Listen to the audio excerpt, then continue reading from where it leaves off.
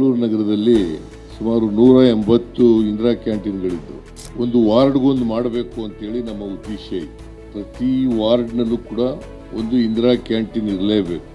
ಕಾರ್ಮಿಕರಿಗೆ, ಬೀದಿ ವ್ಯಾಪಾರಿಗಳಿಗೆ ಮತ್ತು ಫ್ಲೋಟಿಂಗ್ ಪಾಪ್ಯುಲೇಷನ್ಗೆ, ವಿದ್ಯಾರ್ಥಿಗಳಿಗೆ, ಆಸ್ಪತ್ರೆಗೆ ಬರೋರಿಗೆ ಇವ್ರಿಗೆಲ್ರಿಗೂ ಅನುಕೂಲ ಆಗಲಿ ಅಂತೇಳಿ ಇಂದಿರಾ ಕ್ಯಾಂಟೀನ್ಗಳನ್ನು ಹಿಂದೆ ನಮ್ಮ ಸರ್ಕಾರ ಇದ್ದಾಗಲೇ ಇದನ್ನೆಲ್ಲ ಮಾಡಿದ್ದು.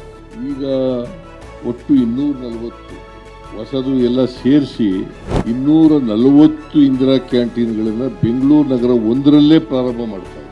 ಇದರರ್ಥ ಕೆಳವರ್ಗದ ಜನರಿಗೆ, ಬಡವರಿಗೆ, ಕಾರ್ಮಿಕ ವರ್ಗದವರಿಗೆ ಕಡಿಮೆ ದರದಲ್ಲಿ ಊಟ ಮತ್ತು ತಿಂಡಿ ಸಿಗಬೇಕು ಅಂತಕ್ಕಂಥದ್ದು ಉದ್ದೇಶ.